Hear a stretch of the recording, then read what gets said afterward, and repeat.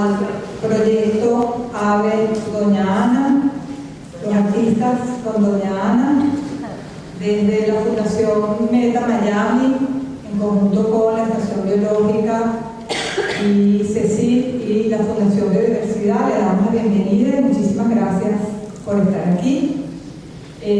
Todas estas actividades forman parte de un proyecto que busca apoyar y dar a conocer lo mejor de Doña Ana. Así que bueno, estamos muy contentos de que estén aquí.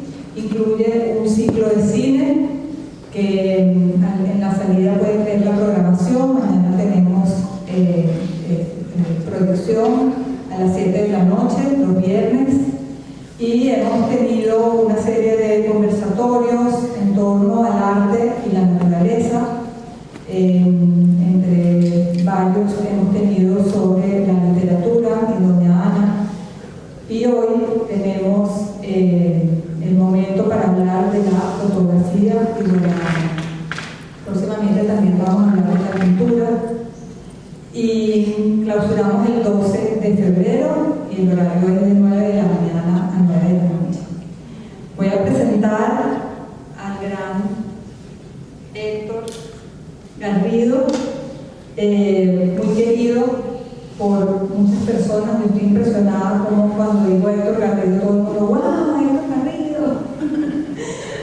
Héctor es de origen andaluz y ya tiene influencia caribeña por todos sus años viviendo en Cuba. Hace de su vida una constante exploración a través de proyectos artísticos en los que trabaja de forma intensa durante años. Vivió 27 años en Doña Ana, así que lo que están viendo y lo que van a ver hoy es producto de verdad, como decimos. Él ha tenido proyectos de investigación con el Consejo Superior de Investigaciones Científicos de España, compaginando la gestión del Banco de Imágenes de Doña Ana con los censos de aves aéreas en el Parque Nacional. Durante sus años trabajando para el CECIP, ha realizado el acompañamiento fotográfico de diversas expediciones que le han llevado a trabajar y viajar por todos los continentes del planeta. Fruto de ello han sido múltiples publicaciones y exposiciones, siempre profundamente comprometidas con la conservación de la naturaleza y la salud del planeta. Después de haber sido uno de los pocos habitantes de la Reserva Biológica de Doña Ana durante más de 27 años, ahora trasladado su residencia a Cuba, pero acaba de volver. Ha publicado 22 libros sobre fotografía y divulgación científica, entre los que se encuentran Fractales, Anatomía íntima de la marisma y Cuba iluminada. Publica sus fotos con regularidad en revistas y libros de todo el mundo. Bueno, de nuevo, muy contentos de estar aquí. La va a acompañar Margarita Pérez Lario, que ella nació en Almonte y estudió fotografía en la Escuela de Arte Ortega en Huelva, obteniendo una beca Erasmus para realizar las prácticas en el Museo Languedoc como reportera gráfica en una revista astronómica especializada en vinos. Posteriormente realizó estudios de Bellas Artes en la Facultad Santa Isabel de Hungría de Sevilla y ha sido galardonada con el primer premio de fotografía por la Fundación Santa Águeda de Huelva en 2003 y también tuvo el primer premio de fotografía en 2005 por el Colegio de Arquitectos de Huelva. Aunque profesionalmente ella no se dedica a la fotografía porque es funcionaria de la Administración de Justicia y desde hace algunos meses trabaja en el Registro Civil de Sevilla, Margarita es una apasionada de la fotografía, la ejerce libremente y su curiosidad la ha llevado también a experimentar con otros géneros como la pintura, el grabado, la videocreación. Ella actualmente realiza un taller de creación cinematográfica. Margarita está aquí también porque conoció a Jorge Camacho desde su adolescencia y lo acompañó durante más de 2 años en el registro y revelado de la serie de cruces de Doña Ana. Margarita, bueno, es de las personas que más conoce a Jorge Camacho, de todo lo que ha sido su vivencia, su filosofía y del oficio de la fotografía. Para nosotros también es un gran honor que estés aquí y aprovecho de darte las gracias públicamente porque nos sirvió el registro fotográfico de toda la exposición, lo cual lo vamos a tener en un catálogo. De verdad, gracias. Gracias.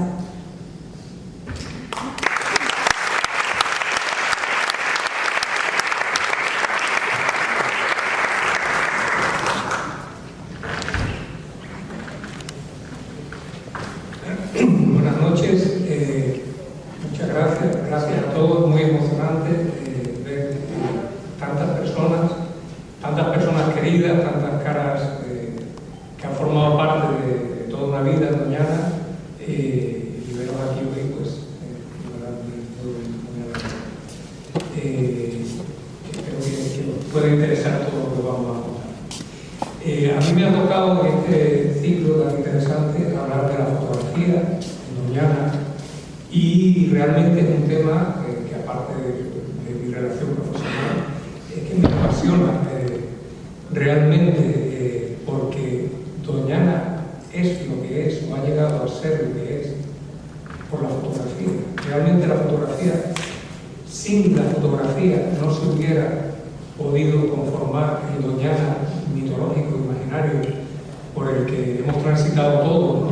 De alguna forma, Doñana llegó a ser un símbolo en el imaginario, al menos de los españoles y también de los europeos, y gran parte de mucha otra gente del mundo, porque hubo un esfuerzo detrás, como veremos a lo largo de la presentación, de una serie de fotógrafos que se dedicaron el cuerpo y una serie de personas que ingeniosamente convencieron a esos fotógrafos.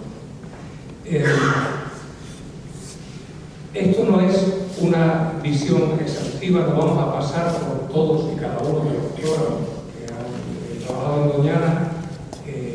Todos vamos a ver ausencias, yo conozco las ausencias que hay, pero no cabían todos. Entonces, digamos que vamos a pasar por los que realmente han sido fundamentales, han marcado una senda o han marcado una influencia y han formado parte, realmente no se puede eliminar del relato. Lo primero que vamos a hacer, es casi una sorpresa, vamos a tener acceso a la primera fotografía que se conoce de Doñana, una fotografía que apenas se ha mostrado y hasta donde yo sé jamás ha sido publicada. No sé si se verá bien de atrás. Bueno, cuando hace unos años, en mi trayectoria profesional, que ha dado muchas vueltas, una de las cosas que me tocó fue coordinar o dirigir el banco de imágenes de la Estación Biológica de Doñana. Cuando me tocó esta función, me pareció chulísima. Me encantó porque tenía que hacer fotos, tenía que acompañar expediciones científicas, pero también tenía que buscar fotos allá donde las hubiera. Y en esa búsqueda, conté con la ayuda de muchas personas, y en este caso conté con una persona que es Juan Carlos Sánchez Lamadrid, que no está hoy aquí, que me ayudó a hacerlo realidad. Juan Carlos se dedicó a ir, yo localizaba archivos de personas que tuvieran particulares que tenían fotos antiguas de Doñana y Juan Carlos, yo lo organizaba y Juan Carlos iba y las escaneaba en las casas de estas personas. De ese trabajo que hicimos, pudimos aumentar el archivo histórico fotográfico de Doñana de una forma gigante. Y en una de esas exploraciones aparecieron 5 fotografías, esta es una de ellas, en las que aparece el Palacio de Doñana, lo que ustedes ven ahí, el Palacio de Doñana, absolutamente abandonado, en ruinas, y con un carruaje señorial tirado por 8 mulas delante del palacio. Le hemos dedicado bastante tiempo a intentar, porque las fotos no tenían ningún tipo de fecha ni nada, pero hemos intentado, por la documentación existente y por la comparación con otras fotos, hemos intentado ponerle fecha y pensamos con un 90% de probabilidades de acierto. Estamos hablando de una foto tomada entre 1880 y 1887. Nos hemos basado en las visitas que hubo, el carruaje es importante, nos hemos basado en el estado del palacio, que está abandonado, nos hemos basado en el estado de la arboleda que hay alrededor, nos hemos comparado con las fotografías posteriores que existen, viendo cómo se han deteriorado los árboles. Quiero decir que hemos hecho un estudio bastante detallado. Muchas gracias. Hablando de, por supuesto, finales del siglo XIX, probablemente principios de la década de 1880. Es una serie de 5 fotografías, como digo, que es de un valor incalculable, porque, entre otras cosas, está mostrando ese palacio como es. No puede ser más antigua porque muy pocos años antes se derribó la torre, que ahí no sabía, se derribó la torre, la única construcción medieval que se conocía en Doñana, que era una torre que existía en el palacio que era del siglo XIV. La torre es esta de aquí y la torre tendría que estar aquí. Y como estaban en ruinas, hay una documentación que nos dice en qué fecha se demolió, y eso también nos ha ayudado a cuadrar la fecha de esta fotografía. Bueno, pues con esta fotografía se inicia la historia de la fotografía en Doñana. No tiene autor, no sabemos quién la hizo, pero nuestro agradecimiento a quien sea, en donde esté. Realmente nos muestra y nos da una cantidad de información tremenda e importantísima en una sola imagen. Realmente los primeros fotógrafos que llegan a Doñana, el primer fotógrafo es Abel Chapman, su ya muy conocido libro por todos, España Salvaje, y realmente Abel Chapman ni Walterio, como lo decía Walter Bach, no eran fotógrafos, eran exploradores, cazadores, pero hicieron fotografías en Doñana, y yo he querido rendirles este homenaje también. Son fotografías, en este caso, demostrativas de fotografía. No tenían ni equipos para fotografiar linces, como tenemos ahora, y bueno, en este caso fotografiaron un lince disecado. Es una fotografía de Doñana, al fin y al cabo, y me parece importante, y un águila imperial disecada también. De alguna forma ya ellos están empezando a conformar el imaginario que será de todos nosotros desde mucho tiempo después. O sea, pusieron las primeras piedras para construir lo que sería la Doñana de Colombia. Y aquí en este libro, en 1893, muy cerquita del anterior, pero un poco después, volvemos a tener el Palacio de Doñana. Chapman fotografió el Palacio de Doñana. Es muy importante la segunda fotografía, o la segunda serie de fotografías que hay del Palacio de Doñana. Sin embargo, los árboles, no sé si recuerdan el anterior, los árboles estaban más envejecidos, el palacio estaba más deteriorado, y por tanto la fotografía que hemos visto antes es claramente anterior. Por tanto, como documento comparativo es muy importante esta fotografía del Palacio de Doñana. Para los que conozcan el palacio, lo estamos viendo desde el puntal, porque el palacio realmente, aunque casi todos los que estamos aquí lo conocemos desde la cara que da a la marisma, que es la cara de la Estación Biológica de Doñana, el verdadero palacio, la entrada la tiene por el puntal, es decir, por la cara contraria, por el oeste. También nos dejan fotografías de lo que era el Palacio de Marinillas en aquel momento, y una serie de fotografías como de escenas de esos momentos de caza, que son preciosos, ¿no? Pues aquí están desayunando, ahora el desayuno, y están desayunando pues con los monteros, con los cazadores, los guardas que estaban con ellos cazando. Estamos hablando de fotografías del siglo XIX y que nos están narrando una Doñana que, bueno, que pronto podemos sentir en realidad. Bueno, esta realmente la puse, no tiene nada que ver, pero preparando esta charla, de repente Walter Chapman, o sea, Bach y Chapman pasan por Sevilla y dejan este dibujito, que si no lo lees desde ahí, pone cigüeñas de banderas Sevilla. Estamos justamente aquí, esto es una espadaña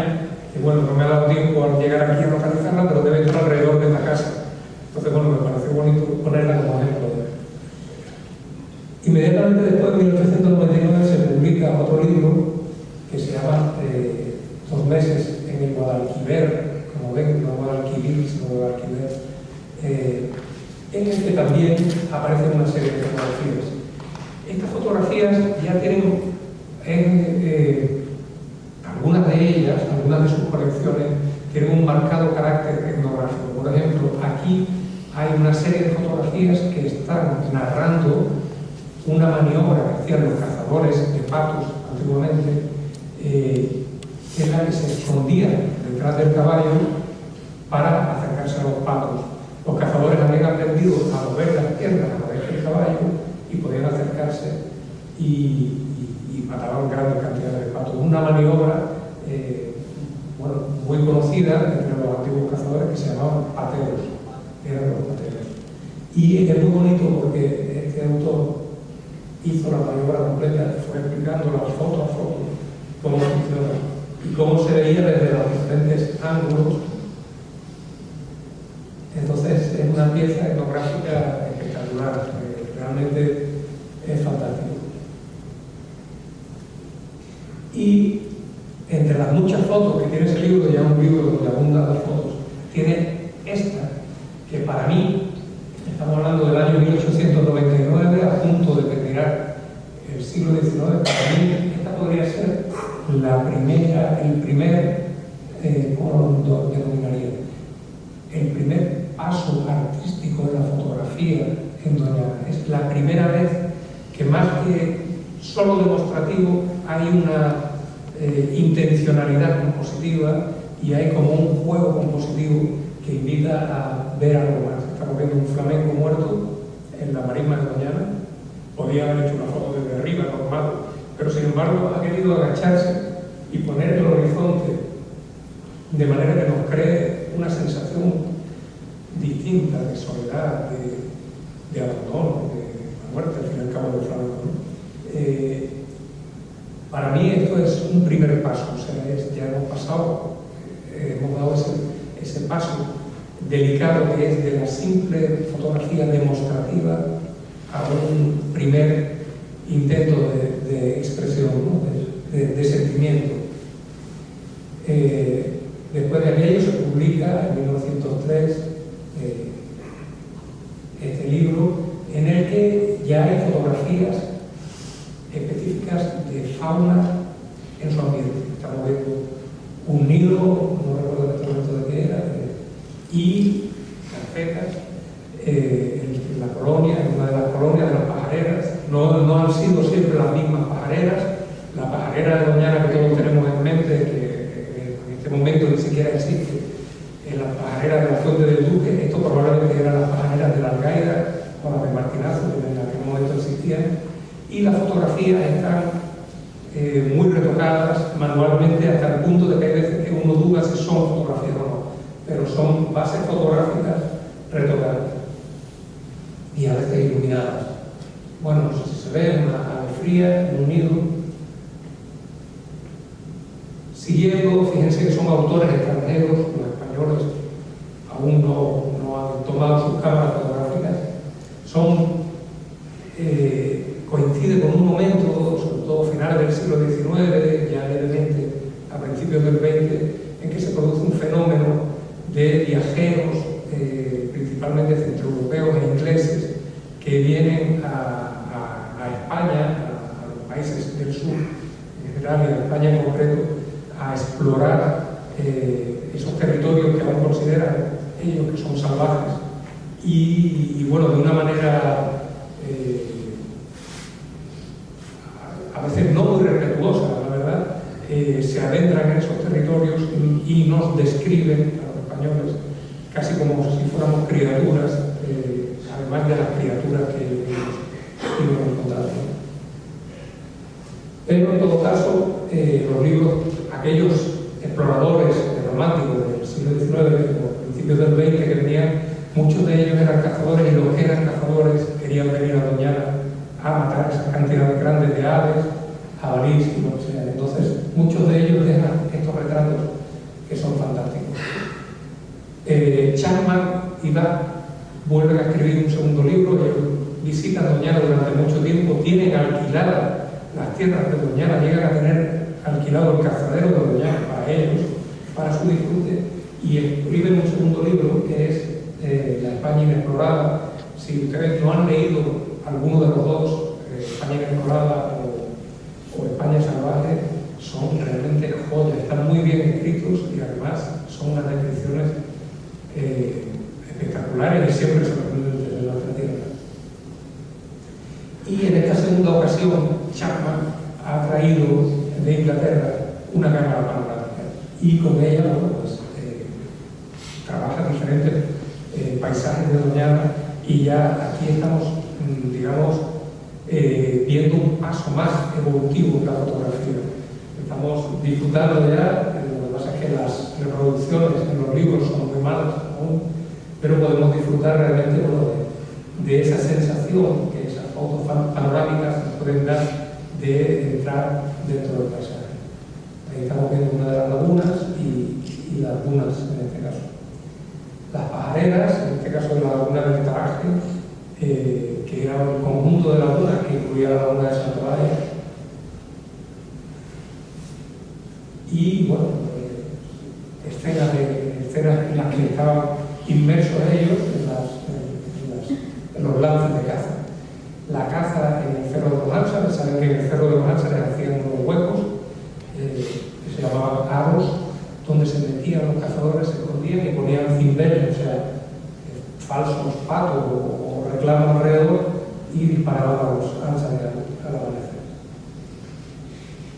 Ya en 1910 empiezan a estas cacerías, a partir de que la familia Garbey compra las tierras de Doñana, empiezan a ser visitadas por la familia real y concretamente por el rey entonces, que era Alfonso XIII, que empieza a visitar Doñana con asiduidad.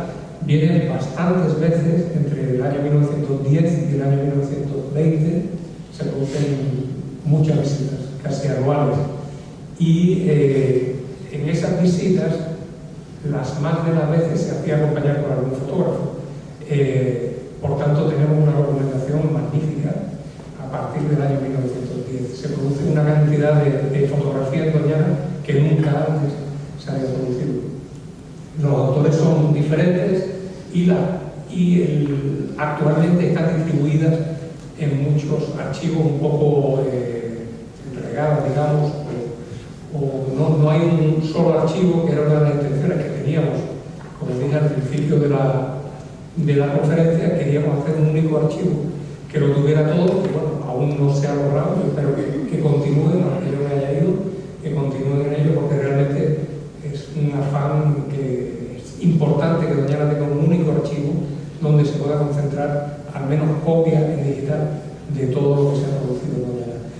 Durante las cacerías reales se podían hacer fotografías del rey cazando, o bien fotografías, como es el caso de la familia que vivía, en este caso, en el Palacio de Marispillas, si no me equivoco, o el Palacio de Marispillas, sí, y era la familia que vivía allí que estaba creando sevillanas, bailando, lo que sea, que hubiera un ambiente efectivo allí. Este es desembarcando en el muelle de la plancha para ir de cacería, el rey, el segundo que se ve en la fotografía, a la izquierda.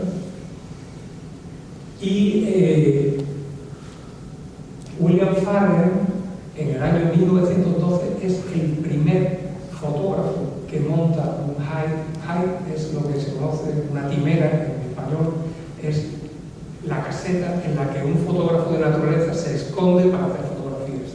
1912 es la primera vez que se monta una caseta en Doñana, la monta William Farrer, y la monta para hacer fotografías de las colonias de garcetas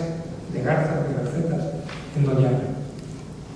Las fotografías, bueno, pues supongo que no se verá desde atrás, pero bueno, esto es como un concurso mundial de fotografía que obtienen medallas, o sea, obtienen reconocimiento, y de alguna manera durante un tiempo aquellas fotografías llegan a hacerse muy conocidas, y bueno, hay diferentes publicaciones que la recogen. El problema es que las publicaciones a las que he tenido acceso hablan de la fotografía, pero ninguna publica la fotografía en sí misma. Entonces, bueno, sería muy bonito que llegar a tener algún día esta fotografía detallada. Esto mismo. Después, en 1914, hay un fotógrafo venezolano de la frontera que se llamaba José Pan Alberto, que acompañó en múltiples visitas, acompañó a el rey, era uno de los fotógrafos, pero muchos fotógrafos que acompañaban al rey cuando visitaba Doñana. Pero él, además de dejarnos todas esas maravillosas fotos del rey, que muchas de ellas además eran montajes o pequeños puzzles que él hacía con varias fotografías, y esta fotografía, que realmente es una joya porque no es Doñana. Esto es la laguna de la Janda, en Cádiz, una laguna hoy prácticamente desaparecida. Después de Doñana era el humedal más importante de España, el más grande e importante de España, y nos está mostrando una foto de un nido que encontró en una focha, en una gallareta, que podía parecer banal, pero primero es un nido de una focha, o sea, una foto de un nido de una focha, pero además, si nos acercamos, es una focha cornuda, una especie gravemente amenazada, que era muy abundante antes y por tanto ni siquiera es una focha vulgar, es un animal realmente interesante. Por tanto, esta foto tiene un enorme valor, aunque no sea de Doñana, pero es fauna de Doñana y es fotógrafo de Doñana, José Pan. Estos son fotografías de él, estos montajes que él hacía fantásticos, de los que podía recortar un jabalí y pegarlo delante del rey para que pareciera que le disparaba, y realmente conseguía efectos maravillosos, ¿no? El archivo de José Pan está compuesto por 12 carpetas de fotos. El nieto de José Pan heredó esos archivos y los tenía en su casa de Jerez de la Frontera. En uno de sus viajes, viajó al extranjero, al regreso de sus viajes los archivos habían desaparecido. Nunca más nadie ha sabido dónde están los archivos. Son 12 archivos de un valor documental increíble. Yo no he podido mostrar muchas más fotos realmente porque no he podido acceder a aquello. En el momento aquel estuvimos haciendo negociaciones para escanearlos, fue cuando nos enteramos de que los archivos habían desaparecido. Es otra de las cosas importantes que habría que hacer, o sea, poner en marcha una investigación, digamos, un seguimiento para saber qué ha sido de esos archivos y poder escanearlos antes de que se deterioren. Son 12 carpetas con cientos de fotos cada una. Estas son las fotos que se publicaban en la revista ilustrada del momento, además de Pepe Pablo, había otros autores como Duque y otros muchos, y son fotos narrativas, son como si fueran viñetas de un cómic, donde se ve el rey en diferentes actitudes, en diferentes sitios de Doñana y con diferentes personajes importantes de la historia de Doñana. Después encontré este archivo también muy importante, que es que por suerte ha sido digitalizado entero por la Diputación de Sevilla y que es de 1927 un archivo de 600 fotografías en las que se contiene toda la historia de la transformación del río Guadalquivir, de todas las costas que se le hicieron al río Guadalquivir. Y es realmente espectacular. Aquí solamente he podido poner algunas, las, digamos, más doñaneras, pero ahí podríamos ver de todo, desde la maquinaria, cómo se hizo, la gente que trabajó, los camellos de Doñana, que como saben, el camello ha sido introducido en Doñana en menos 3 ocasiones históricamente, ¿no? Incluso la romería del Rocío, estamos hablando del año 1927, o sea, son archivos que realmente son una delicia. Ya en el 46 se hace este libro, que ya es un libro más específico de retratos, donde salen retratos de fauna ya más específicos, que se llama La vida de las aves en los deltas, que son el delta del Guadalquivir, o sea, Doñana, y el delta del Ródano. Y aquí podemos ya entrar en lo que es fotografía de naturaleza.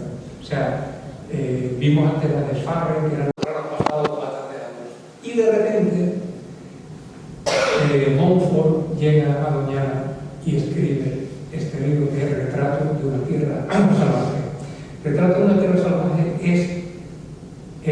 que recoge las expediciones, la historia de las 3 Doñana Expedition, o sea, las 3 expediciones que se hicieron para investigar Doñana. Uno de los grandes lujos de esas 3 expediciones, ahora iremos más al detalle, pero es que están ilustradas por Eric Hosking.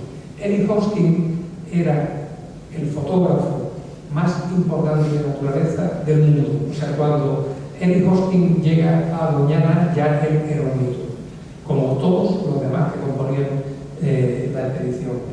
Entonces, Eric Hosking, que por cierto, Eric Hosking quedó tuerto porque fue atacado con un carro cuando quería hacer la foto de los libros. O sea, es una historia de vinculación con la naturaleza muy fuerte.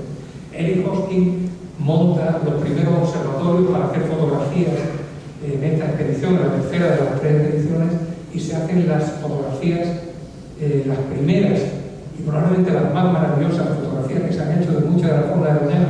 Ahí tienen una foto de águila imperial en su nido, que es la primera fotografía que se hace de águila imperial en su nido, pero es que, a mi juicio, y aquí hay fotógrafos de naturaleza también, a mi juicio no ha sido superada. Quiero decir, son fotos que realmente tienen una fuerza, no sé qué tal se ve ahí, ¿no? Pero si ustedes observan el original, son fotos que tienen una fuerza y un poder y un saber hacer, una profesionalidad detrás insuperable. Esto es en Doñana.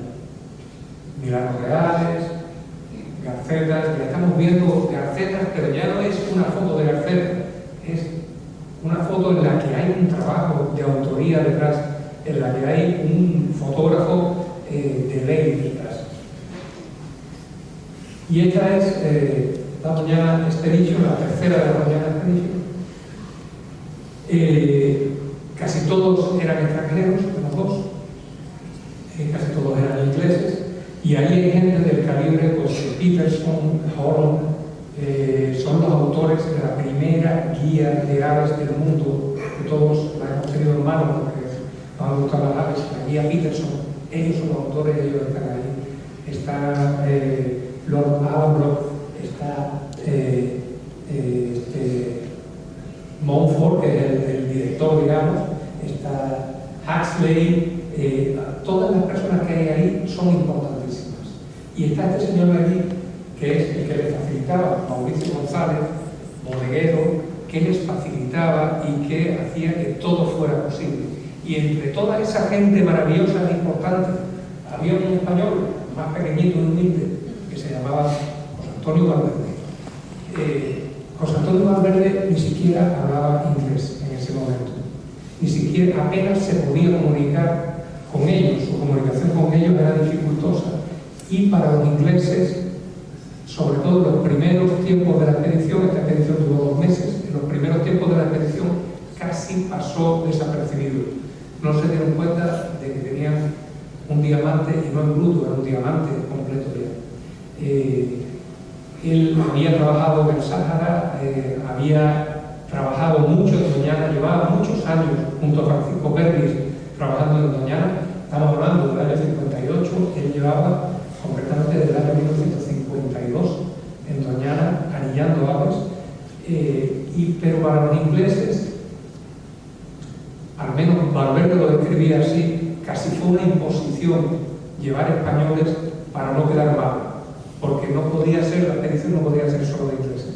Entonces, cuando uno lee a Montfort, y todo esto lo digo con cariño, porque yo el libro de Montfort, que hemos visto ahí, el retrato de una tierra salvaje, me parecía adorable, pero pasa de puntillas por el personaje de Valverde, apenas profundiza en él, y ni siquiera cita en algún momento que Valverde llevaba tantos años anillando garcetas y anillando aves en Doñana y haciendo un esfuerzo por Doñana. Simplemente es como el español que nos acompañaba. Valverde, sin embargo, no desaprovecha la oportunidad y de repente se convierte como en una esponja de absorber conocimiento y de absorber estrategia. Todos ellos eran de alguna manera personas que habían, no los españoles, me refiero a los ingleses, todos ellos habían participado en la Segunda Guerra Mundial, de una u otra forma, y todos tenían en su mente las estrategias militares y funcionaban de una forma muy militarizada que Valverde absorbió y puso en práctica después para todo lo que fue diseñado en su vida. Entre otras cosas, diseñó la Doñana que todos adoramos y la Doñana mítica, la terminal de Valverde se pegó a ellos, se pegó a cada uno de los que podía hacer algo que le interesara y aprendió. Y todo ese conocimiento después lo convirtió en gestión, en construcción de esa Doñana ideal y en enseñanza para los que venían detrás. O sea, detrás de Valverde vinieron... Bueno, voy a avanzar un poquito, ahora pasaré por lo que iba a decir. Este ya es Valverde, cuando se hizo la reserva. Saben que Valverde después creó la Reserva Biológica de Doñana, creó un fondo económico junto con otras personas, algunos de ellos participantes de esa expedición, pero algunos otros, como el entonces director de Camarga, que no participaron en la expedición, crearon ese fondo para comprar la Reserva Biológica de Doñana y compraron esa finca maravillosa que fue el germen de la Doñana que conocemos ahora. Quizás visto desde los ojos de hoy parece muy fácil, pero bueno, los que hemos conocido a Valverde, Javier está aquí, que también lo ha compartido con él mucho, y otras personas de la sala, sabemos de propia voz suya lo difícil que fue convencer a una sociedad que estaba en otra cosa, que había que crear una reserva en un sitio insalubre, en un sitio pestilente, en una marisma desagradable como era aquella, y cogió y le dio la vuelta a todo aquello y lo convirtió en el mito maravilloso que ha sido para nosotros durante tantos años. En este momento entra también un nuevo personaje que era amigo de Valverde, que se llamaba Félix Rodríguez de la Fuente. Félix Rodríguez de la Fuente, Felizón para Valverde, de repente aparece en Doñana y aparece también con una visión muy importante de que la imagen es fundamental para poder convencer, para poder darle la vuelta al pensamiento que, digamos, tan arraigado en el español de entonces, de que la naturaleza era algo que estaba enfrente y que solo servía para sacar provecho, o para cazar, o para... Entonces, Félix Rodríguez de la Fuente fue un maestro de eso, como todos sabemos, nos convenció a todos, nos puso a todos delante de la televisión cada día a la hora de su programa y empezamos a ver la naturaleza con otros ojos a partir de él. Valverde hizo lo mismo. Valverde pensó que la imagen, como le había demostrado Eric Hosking, Montfort y toda la Doñana Expedition, que la imagen era fundamental, y lo primero que hizo Valverde al comprar la Reserva Biológica de Doñana, más que crear medidas específicas de conservación, fue facilitar puntos fotográficos. Su lema era que los fotógrafos tenían poco dinero y poco tiempo y necesitaban obtener muy buenas fotos en muy poco tiempo. Entonces él empezó a montar junto a sus guardas torres de observación, escondites, estrategias fotográficas, montó todo un equipamiento para que cualquier fotógrafo que llegara allí en un tiempo récord pudiera llevarse un reportaje magnífico. Eso fue magia. De repente Doñana empezó a aparecer en todas las revistas del mundo con las imágenes más espectaculares que podamos imaginar. Y el paraíso empezó a hacerse realidad a los ojos de los demás. Paris Match, por ejemplo, revistas de moda, revistas de cotilleos, revistas que nunca se habían asomado a la naturaleza, empezaron a mostrar que en Andalucía, en España, en Andalucía, había un paraíso que se llamaba Doñana. Y todo esto era una estrategia militar trazada como objetivos militares por el propio Valverde, que se dedicó en cuerpo y alma a construir todas estas instalaciones y a mantenerlas. Y los guardas tenían la obligación de atender antes a un fotógrafo que cualquier otra cosa. Hay muchísimas anécdotas de los biólogos primeros que fueron parte de la ciencia biológica, Miguel de Vigo, Fernando Hiraldo, Javier Castellero, que se quejaban de que Valverde no atendía sus peticiones cuando había un fotógrafo al que atender. O sea, primero siempre el fotógrafo. Ese fue, digamos, la forma en que él consiguió darle esa visibilidad tan magnífica a Doñana. Y la sociedad española empezó a percibir que se podía cambiar el rifle por una cámara fotográfica. Y de repente empezó a haber fotógrafos españoles. Pedro Baker, un onubense, biólogo, bueno, no es biólogo, no fue biólogo, como si lo fuera. Y lo que estamos viendo es un objetivo fotográfico montado sobre una culata de un rifle. O sea, se ha utilizado incluso el rifle para y por supuesto la Guardia Civil preguntando de qué es. Entonces empiezan a llegar fotógrafos a Doñana y empiezan a llegar fotógrafos de renombre, empiezan a llegar grandes fotógrafos a Doñana. Los mejores fotógrafos vienen buscando ese reportaje que para ellos, además, tienen la garantía de que se lo van a facilitar, de que se lo van a dar en bandeja y ellos van a poder hacerlo realidad y meterlo a las revistas. Ahí hay muchos nombres españoles, pero también los hay de otros países y hay muchísimos más que no están ahí. Pero bueno, no sé, hemos visto Eric Bosque antes, pero por ejemplo se me ocurre Mario de Biasi, por ejemplo. Mario de Biasi es el fotógrafo histórico más importante de Italia. O sea, estamos hablando de los grandísimos que estaban aquí.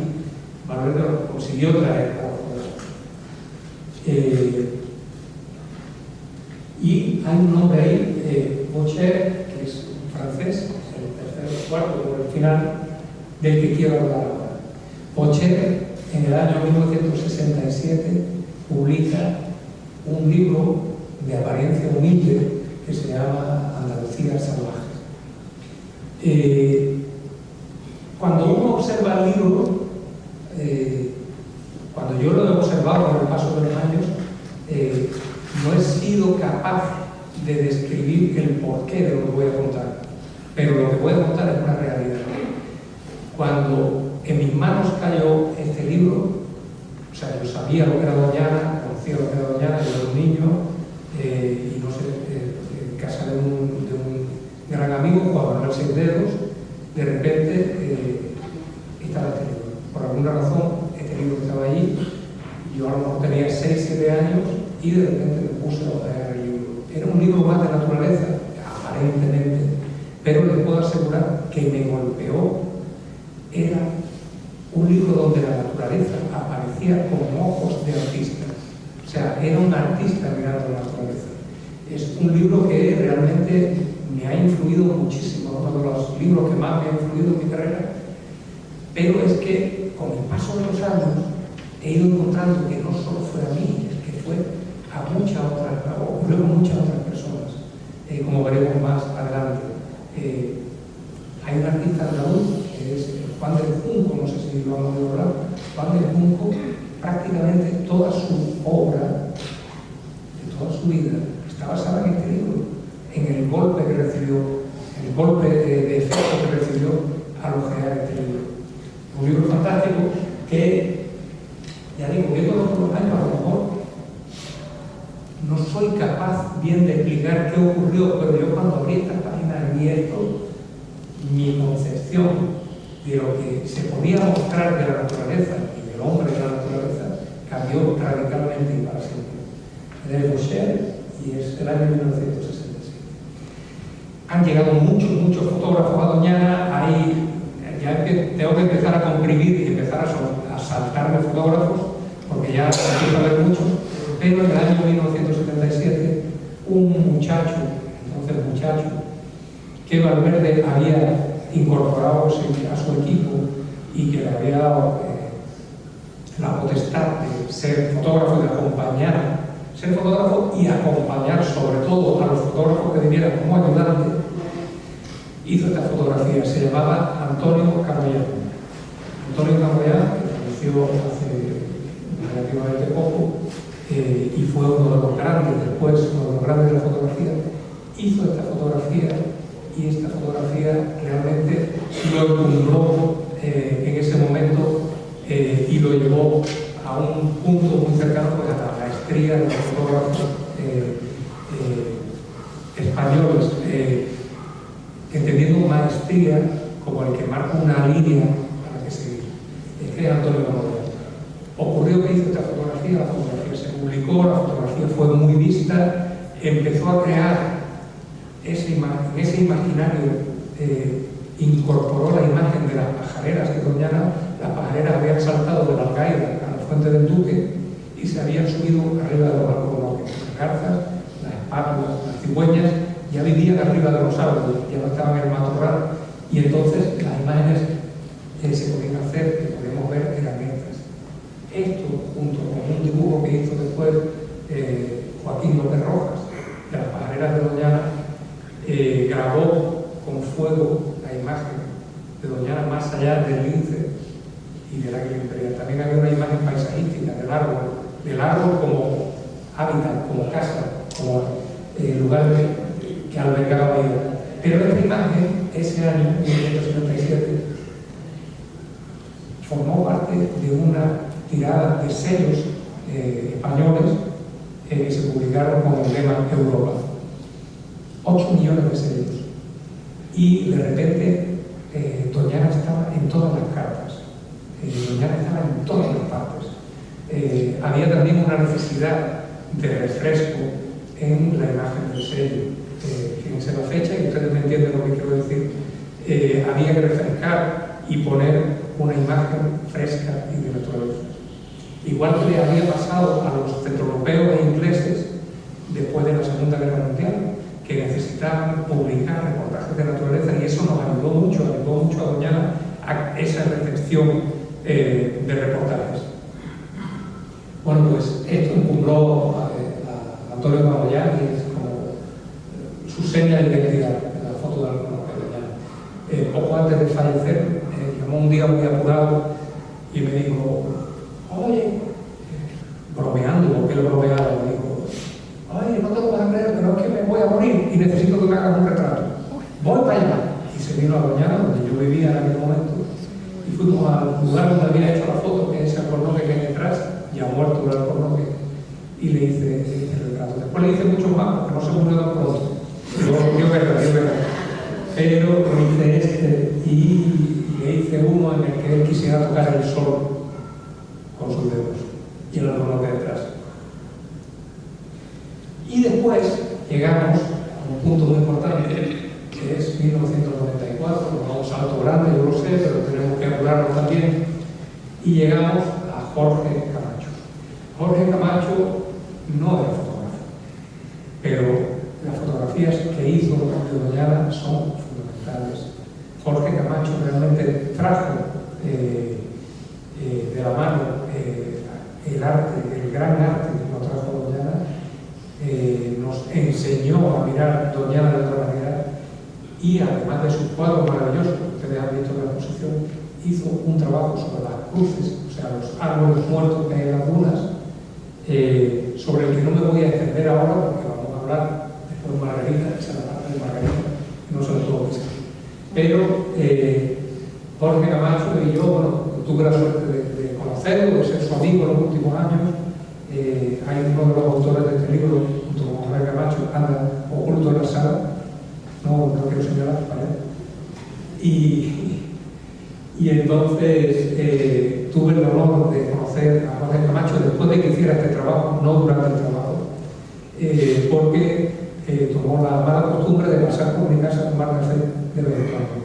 Y guardo un recuerdo maravilloso de estos cafés. Y preparando esta conferencia, además, me he acordado de que hace como, no sé, 15 años quizás me pidieron dar una conferencia parecida a esta, más cortita, y en la primera fila estaba Jorge Camacho, y hablamos de su libro, y fue muy bonito poder decirle al público, como lo voy a decir aquí ahora, cuánto lo admiro y lo admiraba y cuán importante es su obra artística para Doñana. Bueno, pues este es Jorge Camacho, sus cruces, no me voy a extender en ellas. Y ocurre que en 1998 Antonio Sabater, otro de los fotógrafos que trabajó mucho en Doñana, publicó en abril, a principios de abril de 1998, un artículo más en una revista más sobre las maravillas de Doñana. Se llamaba Doñana renace del paraíso, 5 de abril de 1998. El 20 de abril, 15 días después, se rompió la presa de Alcobendas. Doñana había vivido hasta ese momento, hasta ese 5 de abril, hasta ese 20 de abril, una época de esplendor prácticamente difícil de distinguir de aquella que narra Montfort en sus libros. O sea, todo lo que estuvimos allí podíamos ver cada día la misma naturaleza que Montfort retrata o habla o narra en su retrato de una tierra salvaje. Sin embargo, a partir de aquí, que es una fecha fundamental, 20 de abril de 1998, las cosas cambiaron. Primero vino la presa de Alcoya, fue terrible, después vino una sequía, que bueno, en este caso nos ayudó mucho porque nos ayudó a limpiar. Fue un tiempo de sequía que de otra manera hubiera sido muy difícil poder limpiar todo aquello que se había ensuciado, por decirlo de una forma cariñosa. Pero Doñana no volvió a ser la misma. Miles y miles de toneladas de lodos tóxicos se vertieron a través del río Guadiamar y llegaron a Doñana y llegaron para cambiar, para mancillar Doñana de alguna manera para siempre. Lo que no hemos podido volver claramente nunca a la Doñana. En 2000, en el año 2000, Atín Gaya publica, llevaba ya tiempo publicando muchas de sus fotografías en los medios de comunicación, pero empieza a montar sus exposiciones sobre las marismas de Guadalquivir. Atín Gaya es un fotógrafo fallecido ya, bien, espectacular. Atín Gaya no le dio tiempo a completar su recorrido, pero hubiera sido uno de los más grandes fotógrafos que ha tenido este país. Ya lo era, de hecho, pero con un poco más de tiempo hubiera sido estar en el máximo. Sus fotos realmente son el retrato de una marisma que ha dejado ya de existir en gran parte. Y él, con una moto que tenía, la recorría muchos días, perdido, pasando hambre, pasando frío, buscando a aquellos personajes que vivían en la marisma y que nos ha legado con sus trabajos que son realmente impagables. Fruto de aquellos trabajos de Atín Gaya, se hizo después una película que se llama La Isla Mínima, después hablaremos de eso. En el 2008 yo publico un primer libro, aunque llevaba tiempo publicando cosas, pero publico un primer libro de fotografía aérea de Doñana basándome en la complejidad geométrica, fractal de sus paisajes. Y ahí empieza una aventura fotográfica mía que ha durado muchos años. Algunos de mis libros están por aquí, lo pueden ver también. Por cierto, también está aquí el libro de Jorge Camacho, si quieren verlo. Y empieza con este trabajo que se llama Armonía Fractal de Doñana y las Marismas, en el que se hace un primer, no es el primero, porque realmente, por ejemplo, esta fotografía es como de 5 o 6 años antes de un libro anterior, pero es casi mi primer libro de fotografía aérea.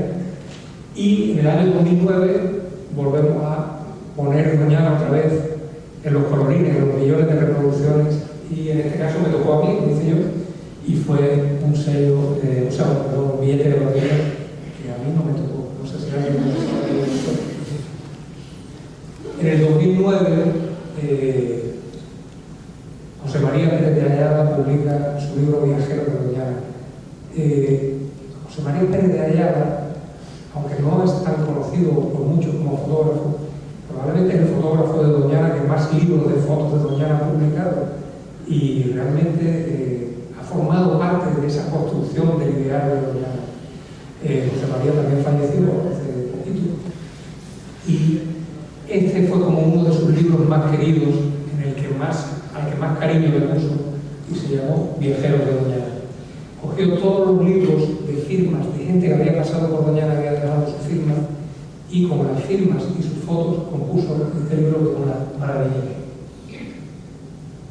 Bueno, no puedo poner mucho aquí tampoco de ese, no más de tiempo.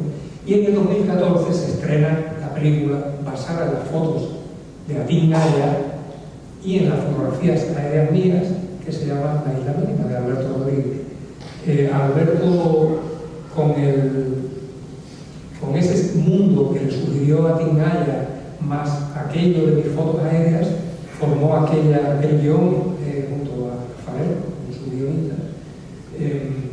Aquel mundo medio oscuro, mágico, onírico, fantástico, duro, agresivo, no sé la cantidad de adjetivos que podríamos ponerle, pero La Isla Mínima, que creo que muchos la han visto, y quien no la haya visto puede verla mañana aquí a las 7 de la tarde, ¿correcto? A partir de ahí retomo la publicación de libros de fractales. Se publican en total 4 libros del tema de fractales. Este es el último más completo, que también lo tienen por aquí, y lo pueden ver, que se llama Fractales, Anatomía Íntima del Humanismo, en el que ya, digamos, me permito profundizar mucho más personalmente a nivel como autor, digamos, hacer una investigación del paisaje más desde el sentimiento. Es un libro del que, bueno, realmente me siento muy orgulloso. Se hicieron exposiciones que también estuvieron en muchos países del mundo y que formaron parte de este Fractales. Y para ir concluyendo, quería mostrarles la obra de Juan de Junco, que he nombrado antes, y que está basada en el libro de Bochet. Como el libro de Bochet no pude mostrarlo muy bien, si algún día tienen la oportunidad de verlo, recuerden la foto de Juan de Junco, que se inspiró en él, como yo también me he influido de él, y que tanto me ha repercutido. Y nada, y hoy en día existe en Doñana, por suerte, multitud de fotógrafos. Es realmente una cosa gigante lo que hay de fotógrafos alrededor de Doñana que hacen fotografías de la naturaleza y que las publican en los medios de comunicación, que hacen libros. Realmente hemos pasado de ser un puñadito de fotógrafos a ser un montón. Y bueno, es una alegría. Me gusta mucho saberlo, me gusta mucho que Doñana siga despertando la pasión de la fotografía. Insisto, la fotografía fue la herramienta que estratégicamente diseñó Valverde para convencernos de que aquello no era malo. Doñana, antes de Valverde, era un lugar malo, igual que los animales del campo eran alimañas antes de Félix Rodríguez de la Fuente.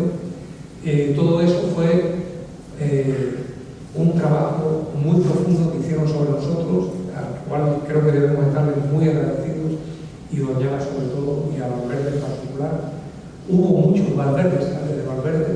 Quiero decir que hubo, estos días que he estado rememorando la historia de Doñana, me he encontrado personajes del siglo XVII, del siglo XVIII, del siglo XIX, gente que estaba convencida mucho tiempo atrás de que Doñana había que salvarla, pero Valverde sin duda fue el que lo logró. Así que esto es lo que quería contarles. Ahora Margarita les va a hablar y a Jorge Camacho y la Cruz.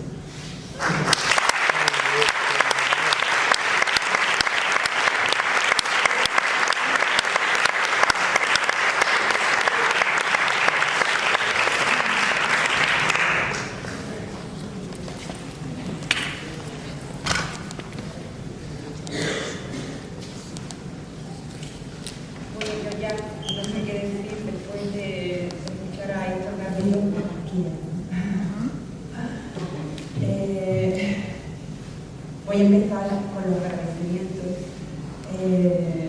Por supuesto, quiero agradecer a Milagros Maldonado la oportunidad que me han brindado de estar aquí hoy junto a estos que han ido muchísimo.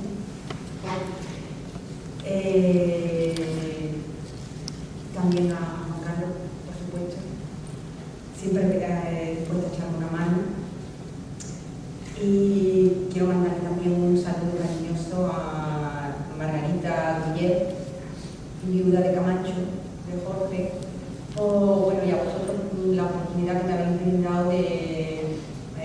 creo que me estoy liando. Estoy muy nerviosa. Muy nerviosa. Primero yo no quería estar aquí hoy, es la verdad. Empecemos por ahí, ¿no? Empecemos por el principio. Voy a dejar aquí los apuntes, con lo cual no los voy a mirar y voy a ver por dónde sale eso. Voy a ver por dónde sale la cosa, ¿vale? Yo estoy aquí no por mí, sino por Jorge y por mi relación con él. A mí me encantaría, porque, claro, no sé, supongo que habrá que empezar por el principio, ¿no? De cómo lo conocí. Aquí hay mucha gente que lo conocieron personalmente, igual que yo. Entonces no quiero meter la pata y decir algo que pueda, no sé, no acercarse a la realidad, ¿no? Yo conocí a Jorge cuando era un adolescente,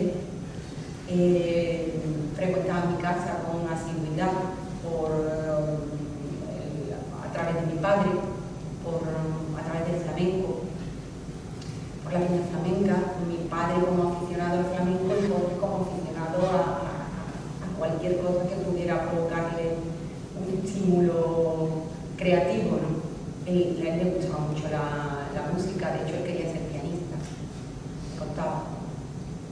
Y como no pudo, pues fue pintor. Poco a poco yo fui creciendo, yo él venía a mi casa activamente y nada, a mí siempre me había gustado la fotografía. Ya con 13 años me regalaron mi primera cámara y cuando yo tuve posibilidades compré un estudio de mi casa, ¿no? Un pequeño laboratorio, una ampliadora y demás. Y cuando Jorge se enteró que yo había comprado una ampliadora, yo no he visto una cara más feliz en mi vida, porque, verá, tendría que remontarme, yo parto de la base de que ustedes conocen porque todos y que sabéis la historia. Margari. Pongo para los que no conozcáis a Jorge, porque habrá gente que no lo conozca, no tanto pero tan a fondo, de cómo llegó al monte. Él llegó por los pájaros, por Doñana. Él mismo dice que él llegó hasta allí por Doña Ana, decía Doña Ana, y las aves, y se quedaron enamorados hasta el punto que compraron una casa en el campo. En un principio aquello era una casa destartalada, me imagino, y ellos reconstruyeron, hicieron una cosa preciosa. Había dos construcciones, una donde vivían y otra donde él tenía el taller, que estaba a unos 200 metros, era un sitio idílico, rodeado de pinares, de árboles frutales, tenía un pequeño huerto, tenían viñas, citas, ¿no? Pero tenía un gran problema, que no tenía agua. El problema más gordo que tenían era el pozo, que estaba seco, por mucho que mandaban a limpiar, no había manera de conseguir agua. Y bueno, esto es un vídeo que yo he hecho. Fundamentalmente lo que he hecho ha sido fotografiar las fotos las fotos del libro. Bueno, pues por dónde iba, no tenía agua. Ellos vivían de forma muy austera, porque no tenían agua, no tenían luz. La luz era una anécdota porque resultaba incluso bonito, ¿no?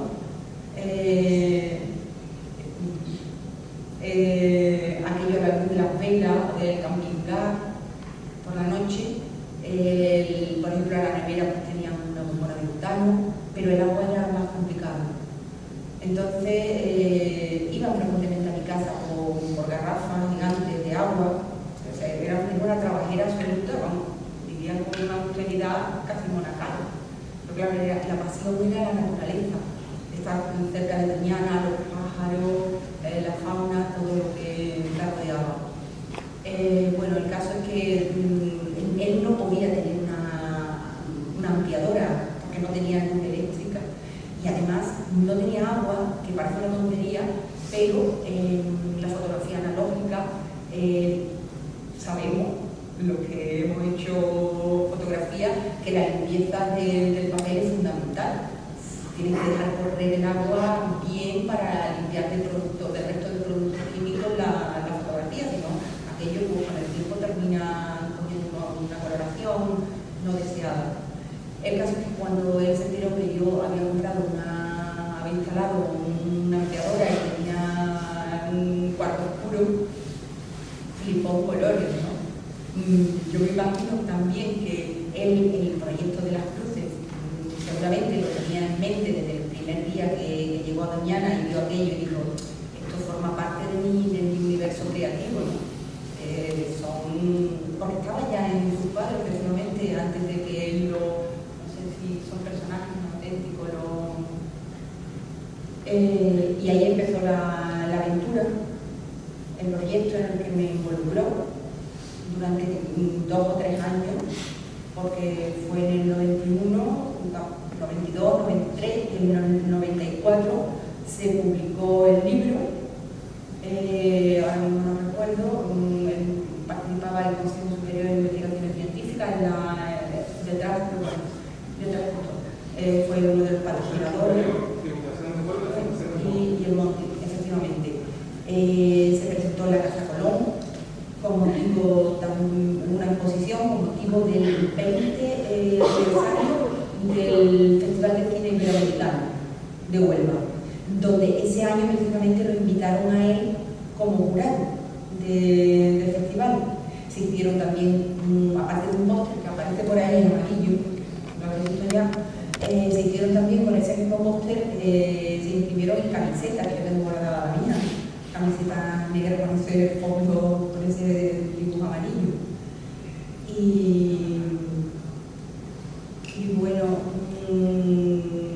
decir que es un honor, efectivamente, poder estar aquí hoy hablando de Jorge y de su obra, de sus cruces, que yo califico a un poco, no creo que sean las cruces de Doñana. Las cruces de Doñana estaban desde siempre, pero estas son las cruces de Camacho, porque fue Camacho que le dio la dimensión que tienen ahora. Nunca antes nadie había hablado de las cruces, porque no sé una atrevida, pero no desde ese punto de vista, no artísticamente, efectivamente. Son auténticos personajes, como él lo llamaba, un personaje. A él jamás le gustaba hablar de su obra. De hecho, si veis hay un vídeo muy bueno de Surreal, el libro Surreal, que yo, si tanto que no soy capaz de montarlo por ahí, y él directamente dice que si llegó aquí fue por Doñana, por la fauna, y que realmente algo increíble y absolutamente lo más surrealista que él vio en Andalucía fueron las cruces. O sea que él, desde que llegó, imagino que andaba rodando, yo esto lo tengo que asimilar, lo tengo que transformar y tengo que hacer algo con las cruces. Entonces yo creo que aquel momento vengo con una ampliadora, fue un punto de inflexión para poder. Y bueno, pues fueron muchas horas de laboratorio. Yo lo he acompañado a él varias veces a realizar la fotografía mañana, una experiencia maravillosa. Pero aparte hemos compartido muchísimas horas, unos días de laboratorio, de cuarto oscuro. Normalmente él venía con su tiraje hecho, lo hacía aquí en Santana, porque además, claro, yo para mí sí revelaba el negativo, pero él no se fiaba de mí, yo tampoco me hubiera fiado, la verdad. Yo prefería el pobre venir con su negativo ya revelado, su toma de contacto, y a partir de ahí ya elegíamos la foto y hacíamos. Esto es en la torre, en la relieve, un retrato calavérico, porque, bueno, como su misma pintura, no todo son fósiles, calaveras, esqueletos. Eso soy yo como eso es. hacía ilusión ponerlo. Eso ayer la torre de su estudio. Que yo no sé realmente si esa foto me la hizo Margarita, su mujer, o me la hizo mi amiga Pepa, Medina, una tarde que tuvimos ayer. No recuerdo, ¿no te acuerdas, Pepa? Con la buena memoria que tienes, ¿la hiciste tú? No te acuerdas, entonces fue Margarita. Que me acuerdo de la tarde. ¿Tú me la hiciste? Que no me acuerdo. En fin, yo tenía preparado todo, pero no puedo porque, como decía antes, para mí es un honor, pero desde luego no es un placer. Sinceramente no es un placer, y yo estoy pasando muy mal, porque no se trata ya de hablar en público, que a mí tampoco es que me impresione en exceso, la verdad. Mis compañeras de trabajo que están aquí hoy me han visto dar discursos monumentales en los que no me he puesto prácticamente nerviosa. No me ha resultado, por eso yo intento explicarme a mí misma por qué yo estoy en este estado tan lamentable.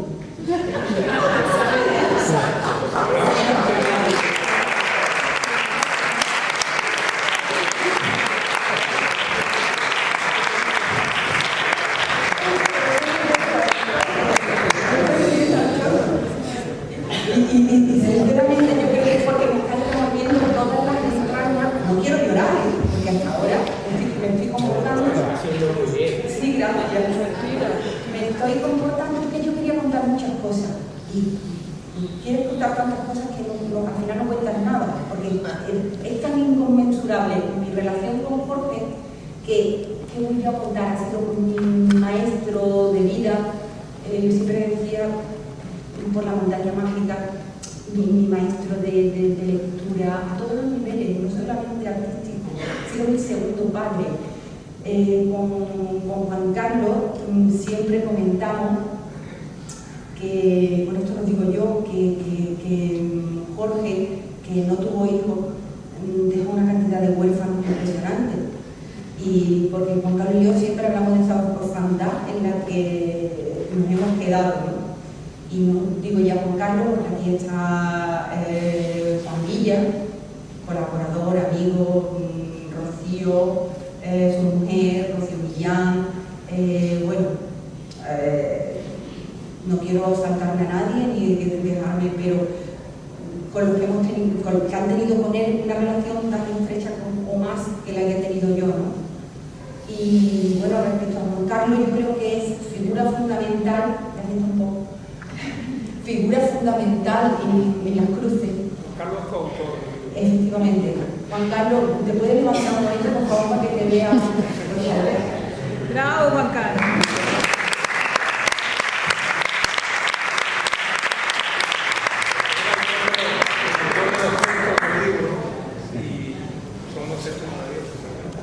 Efectivamente, eso quería yo decir. A Jorge no le gustaba nada, para nada, hablar de su obra y que le preguntaran qué significa esto, era ya matarlo, ¿no?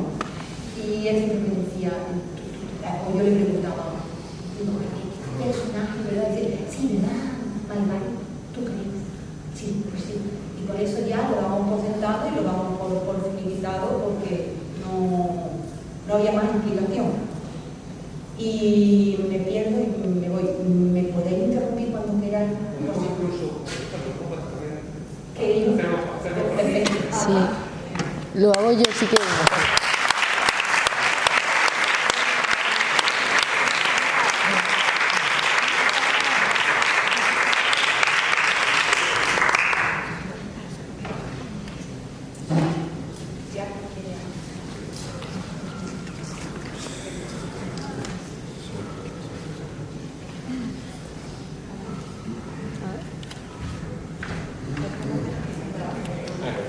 No, démelo.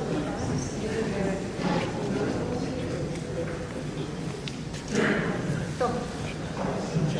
Nada, usted se da ahí. Muy bien. Está muy bien la referencia que hacéis a Giacometti. Yo creo que a Giacometti está muy bien porque las cruces se parecen mucho a la escritura de Giacometti. Se recuerda mucho a... Está muy bien eso. Luego quisiera preguntar,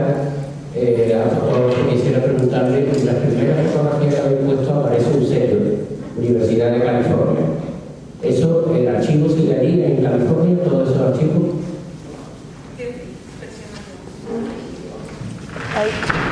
Hola. Bueno, esas fotografías, la primera fotografía no es del archivo de California, es de un archivo particular de la viuda de un guarda. ¿De la viuda de quién? De un guarda de Guadalajara. Y las que no estaban vinculadas a libros son de diferentes archivos, escaneadas para este trabajo que dije al principio, que está inconcluso. Pero las que ponía el archivo de California, el que está en el archivo de California es el libro. Eso es una fotografía tomada de una lámina de un libro. Y no está el original, sino el libro. ¿Me explico? Tiene las páginas, todas las páginas las tiene marcadas ese libro. Y otra cosa que quisiera preguntar, ¿qué opinaba Camacho sobre el estado actual de Doñana? Eso no soy yo precisamente la más indicada para contarlo, pero Juan Carlos podía comentar algo.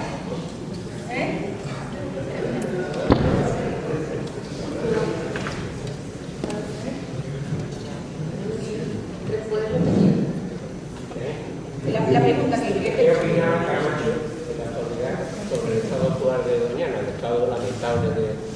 ¿Qué opinaba Camacho sobre el estado de Doñana? No actualmente, ella se ha referido a una entrevista grabada en torno a la exposición surreal que se hizo aquí en la Plaza de San Francisco, en Cajasol, antológica de Jorge, ¿no? Que se publicó un catálogo espléndido, ¿no? Y hay una entrevista que se puede ver en YouTube sin problema, ¿no? Surreal, ¿no? Y habla de la voracidad incontenible de los especuladores que rodean a Doñana. Lo dice con toda claridad, ¿no? Él siempre tiene una frase en la boca que repite muchísimas veces: con el último pájaro desaparecerá el último hombre, ¿no? Y bueno, pues decía que eso se tenía que pudiera pasar en lo maravilloso, ¿no? Lo dice con claridad, ¿no? La capacidad de la especulación y que parece verdaderamente un milagro que aún haya persistido 30, 40 kilómetros de costa sin ser de hormigón, ¿no? Quizás nos hemos equivocado durante mucho tiempo. Verdaderamente lo que ha dicho Chiqui, lo de Arnalcoya, nos hizo ver que los problemas que tenía lo que podía de los llanos mayores no sucedían en su interior, en el fuera. Y actualmente está sucediendo eso de manera clamorosa, ¿no? Claro, como siempre. Pero sí, estamos muy preocupados porque llevo a la mañana aproximadamente por primera vez por una indicación de alguien que trabajaba en el Museo de Ciencias Naturales de París, Juan Sirou, que era un ornitólogo, que quiere ver pájaros de este museo que se llama Doñana, fue el 72, 73, ¿no? Esa época inicial, ¿no? Y claro, lo vio en un esplendor verdaderamente extraordinario. Chama lo calificó muchos años antes y aún era un pedazo de la soledad salvaje de África. En ese tiempo todavía Doñana de eso. Lamentablemente ahora no. No con esa entidad. Eso ya era previsible, obvio.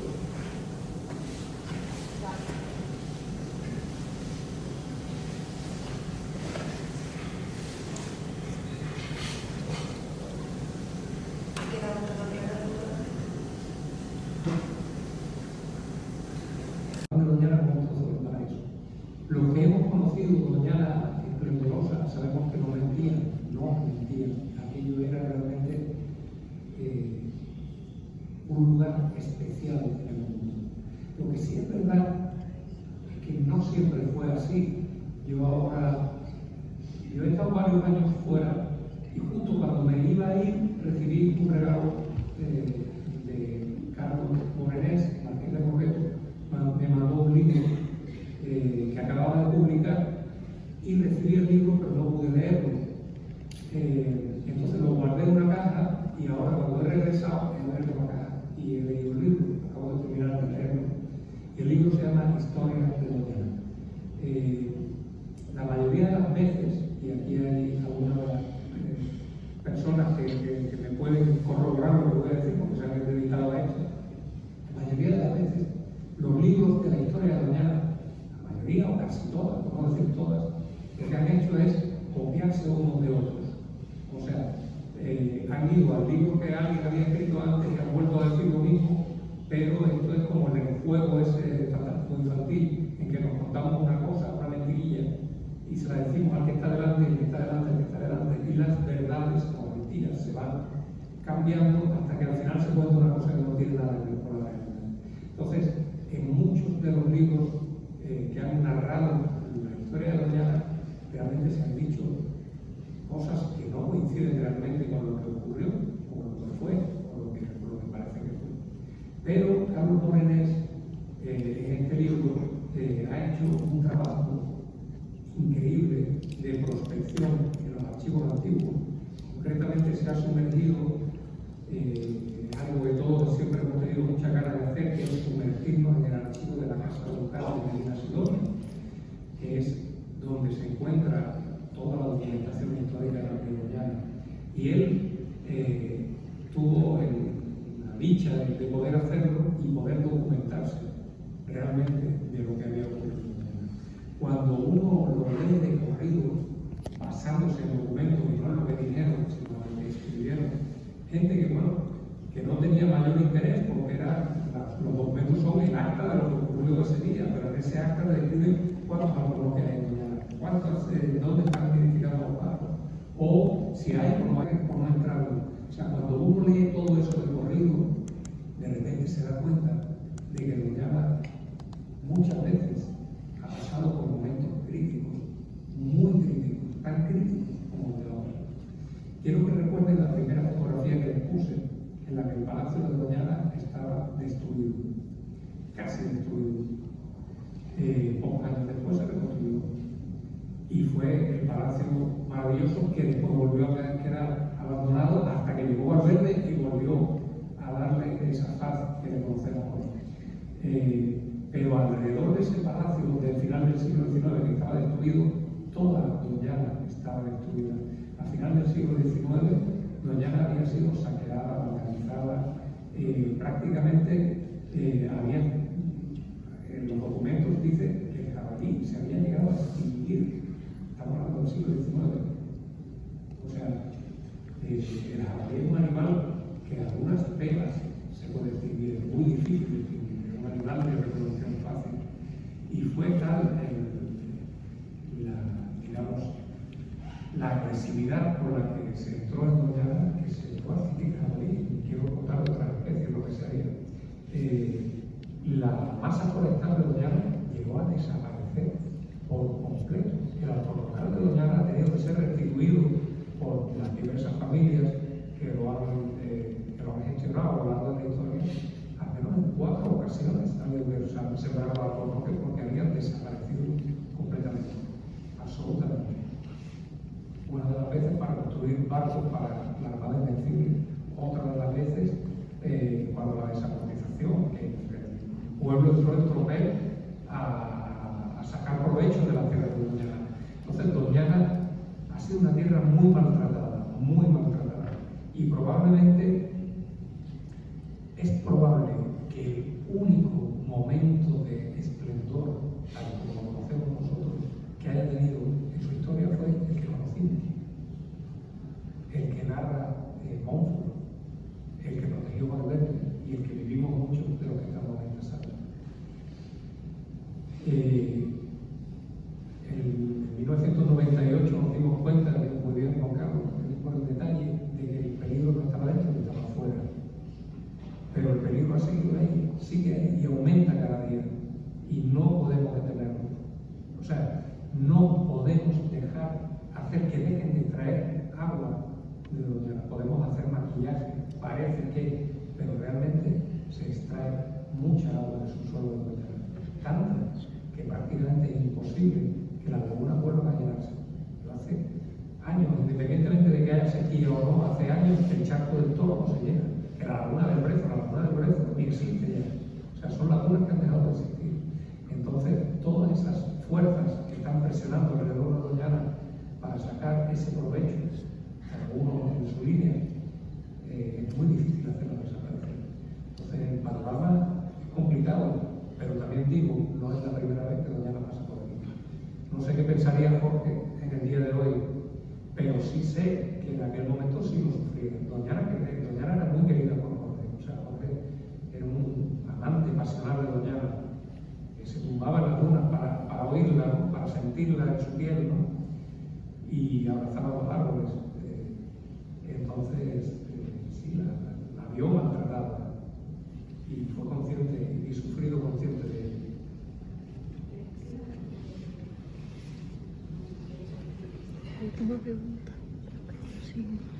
Gracias, buenas tardes. En primer lugar, agradeceros la exposición, ha sido magnífico el recorrido que ha hecho Antonio Locrono sobre la fotografía. Quería decir solo una cosa. Mañana proyectamos La Isla Mínima y quería preguntarte sobre tu obra. ¿En qué momento percibes que eso que vemos cuando pasamos del pueblo del río para allá y vemos que en horizontal es un terreno árido, duro, difícil, ¿en qué momento percibes que hay posibilidad de traer la belleza que sacas en las fotos? Porque son impresionantes, el libro de frontales es algo impresionante. De hecho, se le enseña a mucha gente y dice, esto es Doñana. Bueno, está la parte de arriba, ¿no? Pero esto es Doñana y nadie se lo creería, o mucha gente no se creería porque tenemos la foto común de la naturaleza relacionada con animales salvajes que están más en la marina. Es decir, ¿en qué momento te das cuenta de que puede haber allí, supongo que será por paseos aéreos o algo así, ¿en qué momento te das cuenta de que hay realmente esa belleza en Isla Menor y demás, que es tan impresionante? Es decir, ¿cómo se puede captar de esa forma tan brillante un mundo tan terrible? Y en segundo lugar, preguntarte si podías profundizar, aunque fuera mínimamente, en tu relación que pudieras tener con Rafa Cobos y con Alberto, sobre la preparación de esos 2 primeros minutos iniciales, los títulos de crédito, en la que salen todas esas imágenes que reflejan tu obra. Bueno, voy a tener que hacerlo. Gracias, muchas gracias por lo hablado. Lo primero, realmente lo que se presenta ahí es el paisaje, en mi obra de fractal, el paisaje aéreo de las marismas. Incluye Doñana en su totalidad, incluye las marismas de la Bahía de Cádiz, incluye la Isla Mínima, por supuesto, la Isla Mayor, y incluye marismas de Isla Cristina, Ayamonte, etc. Lo que pasa es que a partir de que se pone el título a la Isla Mínima, todo el mundo piensa que solo son fotos de la Isla Mínima. De hecho, para ser fieles a la verdad, en la película no hay ni una sola foto de la Isla Mínima. Son todas de diferentes sitios y si hay alguna es de Isla Mayor, no de la Isla Mínima. La Isla Mínima es un sitio muy pequeño, de hecho, que le da título a la película, pero no es la imagen. Yo empiezo a hacer esas fotografías en el año 1996, antes realmente, o sea, en 1996, sí, lo estoy diciendo bien, yo me hago cargo de los censos aéreos de aves acuáticas de la Estación Biológica de Doñana, en Doñana, en la Marina de Guadalquivir. A partir de ese momento, durante 20 y tantos años, todos los meses, sin faltar uno, yo estoy volando sobre Doñana, sobrevolando Doñana y sobrevolando ese paisaje y contabilizando la totalidad de pájaros que había. Antes de hacerlo yo, había habido varias personas que volaban. Primero fue un francés, que fue el que definió cómo se iba a volar y cómo se iba a realizar, el que definió el método, y después la persona más importante que voló durante muchos años se llama Luis García, muchos lo conocen aquí en esta sala, y durante varios años antes de volar, en el 96, digamos que durante 4 o 5 años, o 6 años probablemente, yo estuve volando con Luis García en el asiento de atrás. Quiero decir que ahí empecé a hacer fotos, estamos hablando entonces en el año 90, 91, 92, yo empecé a hacer esas fotografías de esos paisajes. Después de irme yo, ha seguido volando otro censador que se llama José Luis Arroyo, y los censos se continúan haciendo desde el año 73 ininterrumpidamente. De hecho, es un dato muy importante porque es el grupo de censos continuados sin interrupción más importante o más longevo que se ha hecho por lo menos en España. Bien, yo empiezo a hacer esas fotos que a mí me apasionaban, pero yo tenía el convencimiento de que a nadie le podían interesar y yo las hacía y las guardaba. Esto es real, se guardaba. Yo todavía no sabía o no tenía claro que aquello fuera fractal. fractales, entonces la carpeta ni siquiera se llamaba fractales, se llamaba rasgos de carácter del paisaje. Rasgos de carácter del paisaje.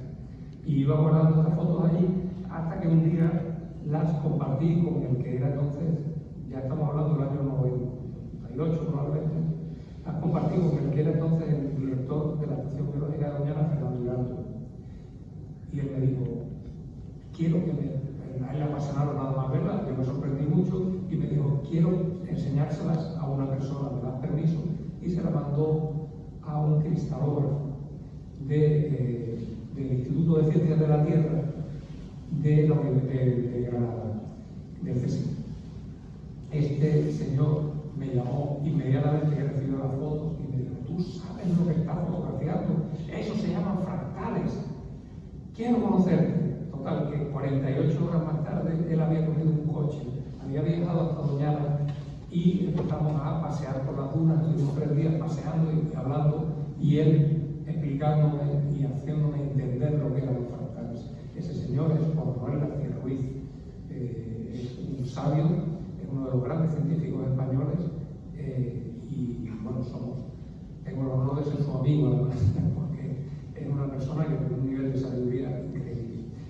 Juan Manuel García Ruiz me introdujo con muy buena voluntad y con mucha paciencia en el mundo de los fractales, de la comprensión absoluta del lenguaje fractal y de lo que significa realmente la naturaleza. Y de ahí salieron los primeros trabajos de fractales. Se hizo una exposición que se llamaba Armonía Fractal de Doñana y las Marismas, que se puso en el Real Jardín Botánico de Madrid. Y allí, esa exposición, que además produjo uno de los libros que ha salido ahí, el negro de la tapa con cuadritos, o sea, con la tapa de cuadritos negros, y Rafael y Alberto Rodríguez, cuando estaban dándole vueltas a hacer algo con las fotos de Atingaya, ahora mismo no recuerdo bien si es que cayeron por el botánico o recibieron el libro, no me acuerdo cómo fue la cosa, pero de repente se toparon con las fotografías aéreas mías. Y ahí empieza el libro. O sea, de esa manera se fragua el espíritu de la isla mínima. Estamos hablando del año 98. La isla mínima es del 2016. O sea, la isla mínima es un proceso de crecimiento intelectual por parte de ellos, no por la mía.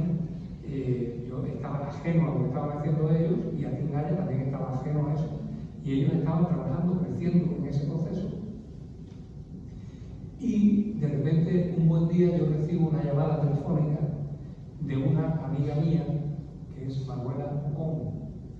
Manuela Ocón es productora de la isla mínima y además es la esposa de Alberto Rodríguez, director de la isla mínima. Y Manuela Ocón me llama riéndose, digo, hola Manu, ¿cómo estás? ¿Qué tal? Y riéndose, con la voz de risa, me dice, oye Chiqui, yo me llamo Chiqui para todos los amigos, como la mayoría saben. Me dice, oye Chiqui, ¿tú te llamas Héctor Garrido? ¿Tú te llamas Héctor Garrido?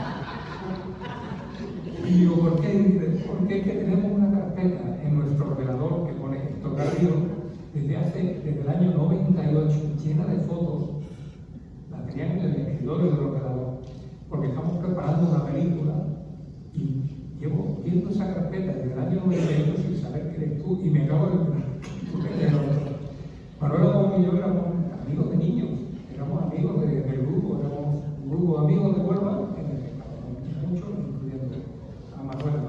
Pero fue muy divertido porque de repente Manuela se enteró de que yo era la misma persona de la carpeta que ella a tantos años había tenido. Ahí inmediatamente me explicó, mira, vamos a hacer esto, estamos con esto. Y lo único que le dije, Alberto, ya me reuní con Alberto, y lo único, curiosamente yo había estado pocos días antes con ellos, en una manifestación por ahí. Habíamos ido a manifestarnos por algo y estuvimos charlando y todo, y ellos estaban buscando fotógrafos sin saber que estaban con el fotógrafo.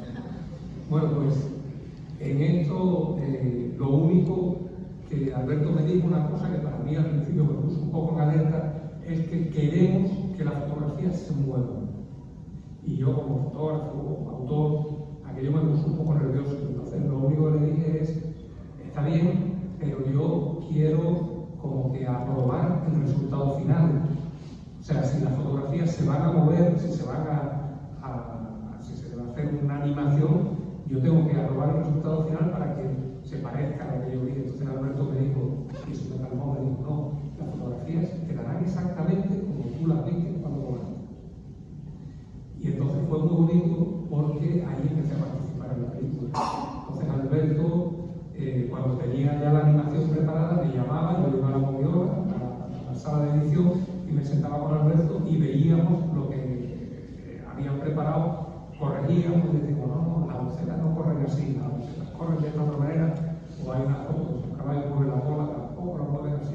Entonces se iba corrigiendo, yo iba y volvía, y así pues íbamos construyendo lo que quedó después como la cabecera de la isla misma, que en realidad se parece mucho un poco al coche Alberto había hecho en el año 98, donde aparecía la foto. Y así es como se hizo. Creo que contestaba la pregunta. Sí, perfectamente. Gracias.